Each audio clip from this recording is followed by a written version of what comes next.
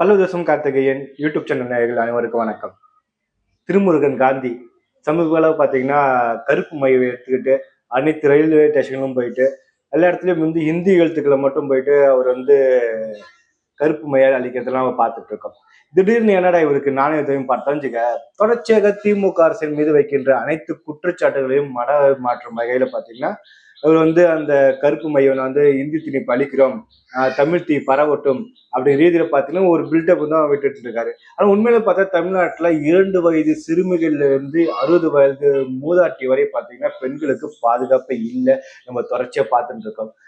நேற்றைய முன்தினம் பார்த்தீங்கன்னா விளாத்திக்குளத்துல ஒரு பள்ளி மாணவி வந்து பாலியல் வன்கொடுமை செய்யப்பட்டதை பார்த்து மதுராந்தகம் 14 வயது சிறுமி பாலியல் வன்கொடுமை செய்யப்பட்டதை பார்த்துருக்கோம். அப்புறம் ஒரு திமுக நிர்வாகியால 2 வயது குழந்தை வந்து பாலியல் வன்கொடுமை செய்யப்பட்டதெல்லாம் பார்த்துட்டு இருக்கோம்.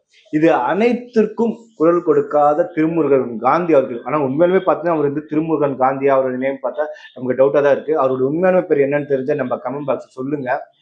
திருமுருகன் காந்தி இதுக்கெல்லாம் வந்து அவர் குரல் கொடுத்தரான்னு பார்த்தா இது வரைக்கும் ஒரு சிறு திரும்ப கூட கிள்ளிப்படல தான் நம்ம சொல்லி ஆகணும். தொடர்ச்சியாக திமுக கூட்டணிக்கு வந்து சொம்படிப்பதற்காகவே உருவாக்கப்பட்ட ஒரு இயக்கமாகவே வந்து மே 17 இயக்கம் வந்து மாறுபட்டு விட்டதுன்னு தான் நம்ம சொல்லி ஆகணும். மே 17 இயக்கம் எதுக்காக உருவாக்குனாங்க?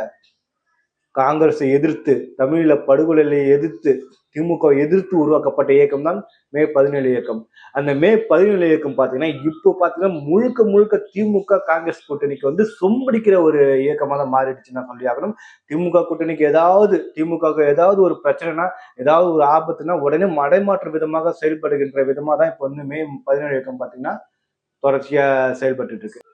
ஒரு காலத்துல மே 17 இயக்கம்லாம், அதாவது அந்த ஈழத்தமிழ் போரோட உச்சக்கட்டத்துல இருந்ததுல அந்த டைம்லாம் பார்த்தீங்கன்னா மே 17 இயக்கத்தோட செயல்பாடுகளை பார்த்து பூரிச்சு போன நபர்கள்ல நானும் ஒருத்தன் தான்.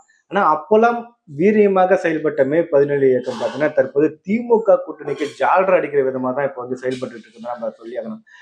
முக்கியமா பார்த்தீங்கன்னா இந்திய அழிப்பு அப்படிங்கிற ஒரு நமுத்து போன பொறியை தான் இப்போ வந்து அவர்களை வந்து சாப்பிட்டு கொண்டிருக்காங்க நம்ம சொல்லி ஆகணும். ஒரு நமுத்து போன விஷயத்துக்காக இந்த அளவுக்கு ஒரு பெரிய எதிர்ப்பு தேவையா பார்த்தா தேவையில்லாத ஒரு வேலையை தான் பார்க்கப்படுது.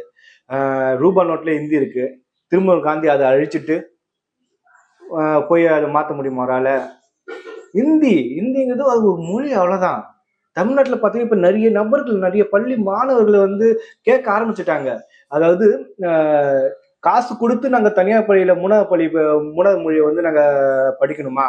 ஏன் காசு இருக்கவங்களுக்கு வந்து எத்தனை மொழி வேணா படிக்கலாம், காசு இல்லாதவன் கவர்மெண்ட் ஸ்கூல்ல 2 மொழி மட்டும் தான் படிக்கணுமா அப்படிங்கிற ரீதியில வந்து பல்வேறு நபர்கள் வந்து கேள்வி கேட்க ஆரம்பிச்சு. அரசு பள்ளி மாணவர்கள்லாம் இப்ப கேள்வி கேட்க ஆரம்பிச்சுட்டாங்க. காசு இருக்கிறவர் தான் 3 மொழி படிக்கணுமா? காசு இல்லாதவங்களாம் கவர்மெண்ட் ஸ்கூல்ல 2 மொழி மட்டும் தான் படிக்க வேண்டுமா? அது மட்டும் இல்லாம அரசு பள்ளியில வந்து தரமான ஆசிரியர்கள் இல்லை, தரமான கட்டிடங்கள் இல்லை, தரமான கல்வி திட்டங்கள் இல்லை. அது மட்டும் இல்லாம அங்க வந்து ஆசிரியர்கள் பார்த்தா பற்றாக்குறை நிறையவே இருக்கு அப்படிங்கிற ரீதியில இருந்து பல்வேறு மாணவர்கள் கேள்வி கேட்க ஆரம்பிச்சுட்டாங்க. அது எதிர்த்து நீங்க என்னைக்காச்சும் பேசிருப்பீங்களான்னு பார்த்தா இது வரைக்கும் பேசலாம் தானே.